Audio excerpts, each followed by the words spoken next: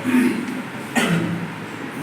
کے اس جلسے کے صدر جناب مختار حسن صاحب، مہمان کریم محمد صاحب، اعزاز صاحب اعزاز جو ہیں آج کے صدر منجن صاحب، محترم ریحان کوثر صاحب، مہمان امین رشید صاحب، میرے بہت ہی قریبی دوست اور میرے کرم فرما محمد ایوب صاحب، پروفیسر ابرار احمد صاحب اور توحید الحق صاحب، سبیہ بھائی، نصرت نیرو صاحبہ، وہ دیگر یہاں پر جو موجود خواتین حضرات، میرے لیے یقیناً ایک اعزاز کی بات ہے کہ کامتی میں آ کے میں کامتی کے شخص کے بارے میں آپ کے سامنے اظہار خیال کروں، تو اس کے لیے سب سے پہلے تو میں اس کے لیے شکریہ ادا کرتا ہوں منتظمین کا کہ آپ نے مجھے اس کا موقع دیا۔ اور جہاں تک اس کا تعلق ہے خواجہ مجن صاحب کا، میری خوش قسمتی ہے کہ جب سے یہ میدان عمل میں آئے ہیں تب سے میں مسلسل ان کو دیکھ رہا ہوں، ان کو سن رہا ہوں اور ان سے رابطے میں ہوں، اور ماشاءاللہ جس طرح سے آپ نے ترقی کی ہے، جس طرح سے آہستہ آہستہ غیر محسوس طریقے سے اس قدر اونچائی پر پہنچ گئے کہ ہم کو پتہ بھی نہیں چلا کہ کب یہ لکھنؤ پہنچ گئے۔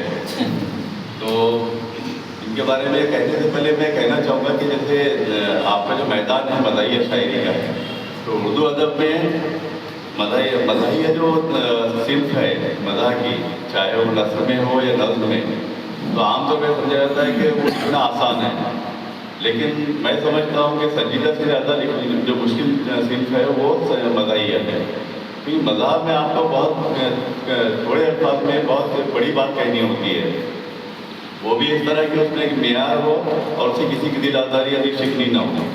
یہ بہت مشکل کام ہے، اور جو لوگ اس میدان میں کام کرتے ہیں وہی جانتے ہیں کہ یہ کتنا مطلب دشوار مرحلہ ہے۔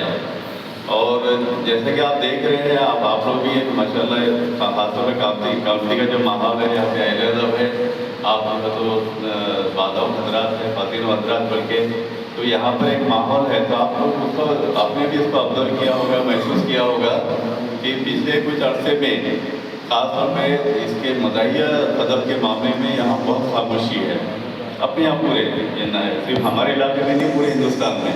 کچھ عرصہ پہلے کچھ بہت اچھے لکھنے والے ہمارے پاس تھے، مجھے یاد ہے ایک حیدرآباد سے ایک مداحیہ رسالہ ابھی بھی جاری ہوتا ہے، وہ شگوفہ کے نام سے، کالج کے زمانے سے میں اس کو پڑھتے آ رہا ہوں، تب اس وقت وہ 35 سال سے شائع ہو رہا تھا جب میں کالج میں تھا، اور ابھی تک وہ شائع ہو رہا ہے۔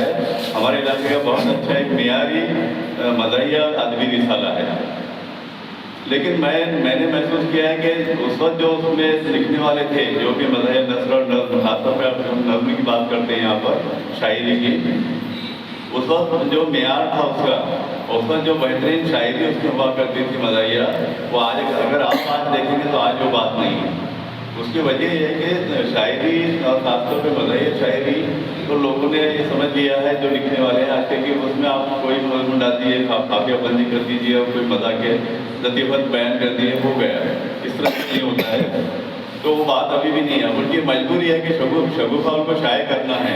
مصطفیٰ کمال صاحب کے ایڈیٹر ہیں، ابھی تو کافی ان کی عمر ہو چکی ہے، ابھی توحید صاحب مل کر بھی آئے پولیس صاحب سے حیدرآباد میں، تو وہ بہرحال وہ شائع کر رہے ہیں، لیکن وہ معیار یا وہ چیز نہیں مل رہی تھی۔ تو مجھے بھی اس بات کا بڑا احساس تھا، جب میں ناگپور آیا، مجھے ابھی ناگپور آ کر 22 سال ہو گئے یہاں پر، تو یہاں پر بھی میں نے دیکھا شروع میں چند مداحیہ شاعر اور ہوا کرتے تھے، لیکن بعد میں وہاں یہاں پر بھی وہ جو میدان ہے مداحیہ شاعری کا یا مداحیہ ادب کا، وہ خالی نظر آتا ہے۔ یہاں پہ مجھے یاد ہے آپ کے ناگپور میں ایک بہت مشہور شاعر ہوا کرتے تھے، ناظم انصاری صاحب۔ ہم جب کالج کے زمانے میں پرونی میں پڑھا کرتے تھے تو اس وقت وہاں پر ایک آل انڈیا مشاعرے میں نے ان کو سنا تھا، اور مجھے تب سے اب تک یاد تھا۔ جو ناگپور جب آیا تو میں سب سے پہلے ان کے بارے میں دریافت کیا، لیکن جب میں آیا تو میرا انتقال ہو چکا تھا۔ وہاں پر ایک بہت بڑا مشاعرہ جو کلیکٹر صاحب کرواتے ہیں وہاں پر، ہر سال ابھی بھی ہوتا ہے وہ سلسلہ، تو اس میں ہم لوگ سامنے بیٹھ کے سن رہے تھے، اور انہوں نے ایک وہ بہت مشہور ان کی جو غزل ہے، مطلب غزل بول لیجیے اس کا، میں تو غزل نہیں کہتا ہوں، میں اس کو مداحیہ غزل کہتا ہوں، کہ غزل میں تھوڑا سا وہ ہندو کا پہلو نکلتا ہے، ہجو کا، لیکن غزل اگر ہے تو مداحیہ غزل بھی ہو سکتے ہیں، آپ مداحیہ انداز میں کہہ رہے ہیں۔ تو انہوں نے وہ سنائے تھے کہ وہ لفنگا چور چکا دکھائی دیتا ہوں، لفنگا چور چکا دکھائی دیتا ہوں، میں ان کے باپ کو کیا کیا دکھائی دیتا ہوں۔ बड़े अच्छी मज़ेदार नज़र थी, बहुत मज़ा आया हमको।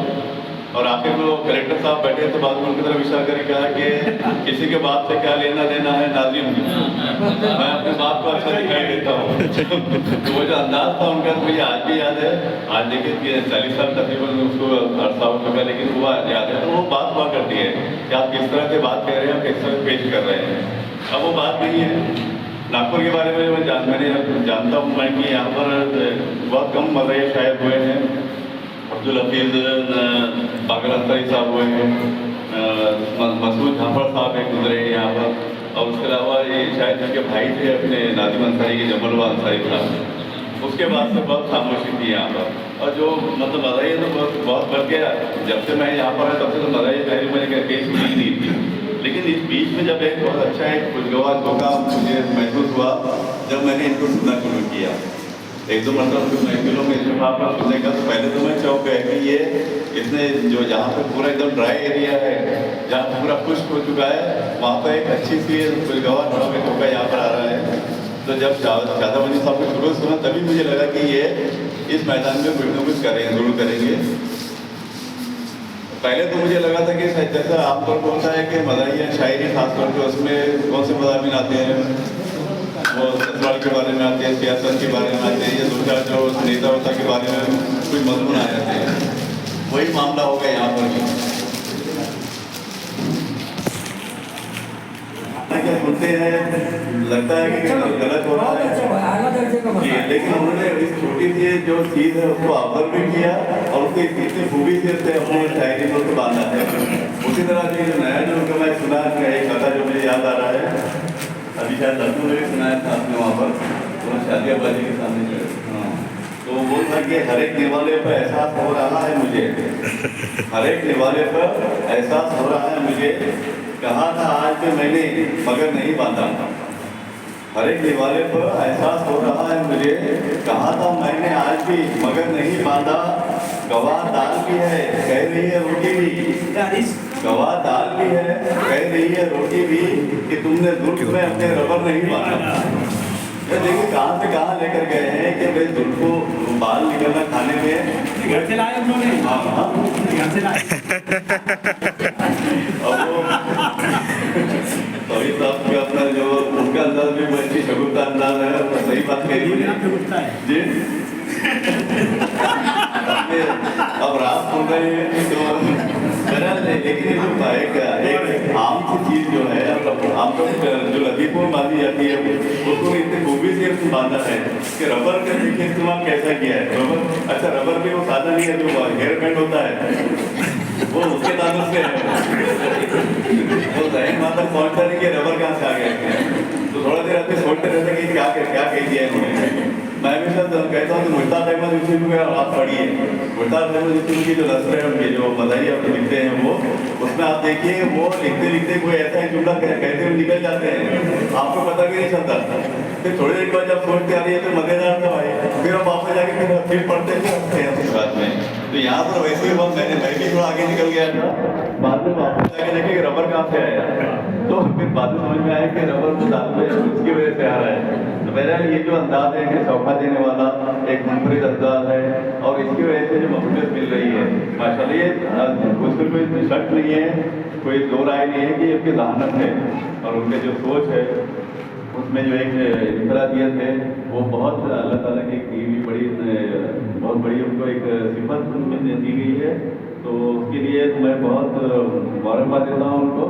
अभी जो कामयाबी उनके हिस्से में आई, इतनी बड़ी कामयाबी कि लखनऊ में जाकर उन्होंने रेखा के जो कंपटीशन है आपने हिस्सा लिया, और माशाल्लाह आप लोगों ने भी वो वीडियो देखे होंगे, उनका अंदाज देखिए वहाँ पर इतने लोगों की मौजूदगी में, वहाँ पर जो मुंतज़िमीन थे, वहाँ जो मुंतहिन थे उनके सामने इतने कॉन्फिडेंस के साथ उन्होंने पेश किया, और बहुत अच्छे अंदाज में कि जो जहाँ पर ऑल इंडिया लेवल पे एक मुकाबला मुनक़िद हो रहा है, जहाँ पर ऑल इंडिया लेवल से सब लोग आए हुए हैं, उनके दरमियान इनको खास तौर पर न सिर्फ सुना गया बल्कि उनको बहुत सारा सराहा भी गया।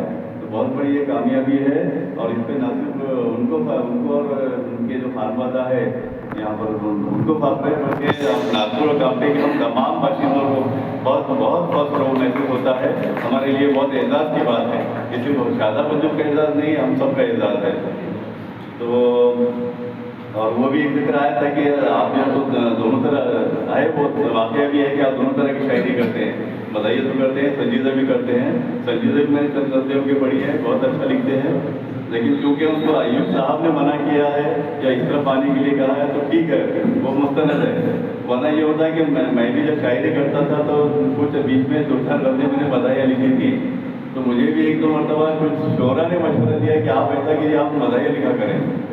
تو پہلے تو میں خوش ہوا، لیکن بعد میں نے غور کیا، میں سوچا کہ انہوں نے ایسا مشورہ کیوں دے رہے ہیں؟ تو پھر پتہ چلا کہ وہ ایک سنجیدہ شاعر کم کرنے کے لیے کہتے ہیں کہ آپ مدحیہ لکھیے، تو وہ کمپٹیشن کم کرنے کے حساب سے انہوں نے مشورہ دیا تھا۔ لیکن ان کے معاملے میں ایسا نہیں ہے۔ جب ایوب صاحب نے جیسے مستند صاحب رائے کی طرف سے یہ مشورہ آیا تو یقیناً انہوں نے کچھ ایک کیا ہوگا، اور دیکھیے ہم اس کا نتیجہ بھی ہم دیکھ رہے ہیں کہ اس میں بہت اچھی ترقی کر رہے ہیں۔ تو یہ سب میرے طرف سے تھا جو میں ان کے بارے میں دیکھ رہا تھا، اور مجھے پوری امید ہے کہ یہ ان کا جو سلسلہ ہے کامیاب ہو کر یہاں پر نہیں رکے گا، یہ بہت آگے جائے گا۔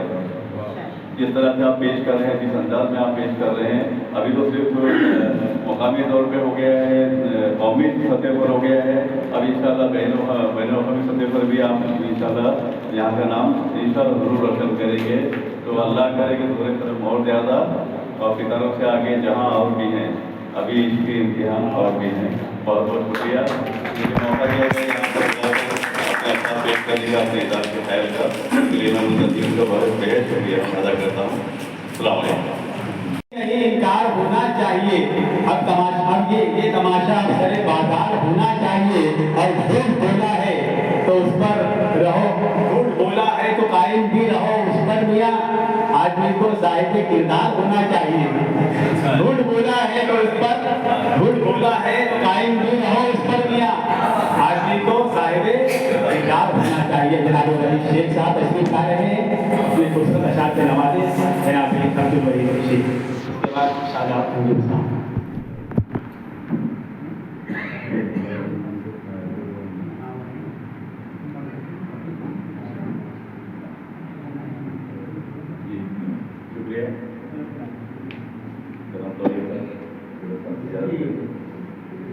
میں ایک مطلب کا شعر پیش کرتا ہوں کہ کسی امتحان میں نہ ڈال دو، کسی امتحان میں نہ ڈال دو کہ بکھر چکا ہوں سنبھال دو، کسی امتحان میں نہ ڈال دو کہ بکھر چکا ہوں سنبھال دو، تجھے سوچتا رہوں رات دن، تجھے سوچتا رہوں رات دن، رہے ساتھ بن کے خیال کو، تجھے سوچتا رہوں رات دن، رہے ساتھ بن کے خیال کو، اور تجھے میں کہوں کہ میں کون ہوں، تجھے میں کہوں کہ میں کون ہوں، کسے پوچھتا ہے سوال کو، تجھے میں کہوں کہ میں کون ہوں، کسے پوچھتا ہے سوال کو، اور تیری ذات کے غم و پیش میں، تیری ذات کے غم و پیش میں کہیں کھو نہ جاؤں نکال دو، تیری ذات کے غم و پیش میں کہیں کھو نہ جاؤں نکال دو۔ اور شعر دیکھے کہ میں نہ میں رہا تیرا عکس ہوں، میں نہ میں رہا تیرا عکس ہوں، ذرا دیکھ میرا کمال تو، میں نہ میں رہا تیرا عکس ہوں، ذرا دیکھ میرا کمال تو، اور تجھے کس طرح سے بیان کروں، تجھے کس طرح سے بیان کروں، میری زیست میں ہے اجال تو، تجھے کس طرح سے بیان کروں، میری زیست میں ہے اجال تو۔ اور ایک شعر، ایک غزل کے زیادہ غزل کے ساتھ پیش کرتا ہوں۔ مطلب یہ ہے کہ وہ میرا ہمدم کے ساتھ جس نے مصیبتوں میں میرا دیا ہے، وہ میرا ہمدم کے ساتھ جس نے مصیبتوں میں میرا دیا ہے، پتہ چلا ہے کہ ہاتھ اس نے عدو سے میرے ملا لیا ہے، وہ میرا ہمدم کے ساتھ جس نے مصیبتوں میں میرا دیا ہے، پتہ چلا ہے کہ ہاتھ اس نے عدو سے میرے ملا لیا ہے، اور امیر خود تھا خلاف میرے، امیر خود تھا خلاف میرے، تو کیسے میں دشمنی نبھاتا، امیر خود تھا خلاف میرے، तो कैसे मैं दुश्मनी निभाता, उसी से आखिर को दोस्ती की, उसी को अपना बना लिया है। अमीर पुरता खिलाफ मेरे, तो कैसे मैं दुश्मनी निभाता, उसी से आखिर को दोस्ती की, उसी को अपना बना लिया है। और सभी परेशान यहाँ हैं लेकिन न लब कुशाई किसी से मुमकिन। सभी परेशान यहाँ हैं लेकिन न लब कुशाई किसी से मुमकिन। सभी ने अपनी हंसी के पीछे दुखों को अपने छुपा लिया है। सभी परेशान यहाँ हैं लेकिन न लब कुशाई किसी से मुमकिन। सभी ने अपनी हंसी के पीछे दुखों को अपने छुपा लिया है। और तेरे करम से जरा सी मोहलत, तेरे करम से जरा सी मोहलत जो मिल गई है इन्हें तो मालिक। तेरे करम से जरा सी मोहलत जो मिल गई है इन्हें तो मालिक, कि तेरे बंदों ने देख कैसा फसाद बर्पा किया हुआ है। तेरे करम से जरा सी मोहलत जो मिल गई है इन्हें तो मालिक, कि तेरे बंदों ने देख कैसा फसाद बर्पा किया हुआ है। और कभी तो सोचोगे तुम भी मुझको, कभी तो सोचोगे तुम भी मुझको, कभी तो मेरा ख्याल होगा।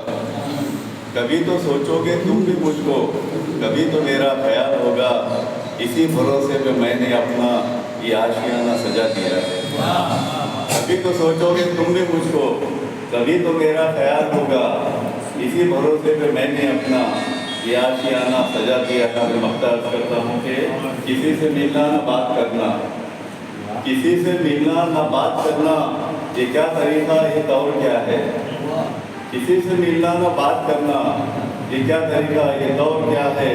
वही तुमने न जाने कैसा मिजाज अपना बना लिया है। बहुत अच्छे।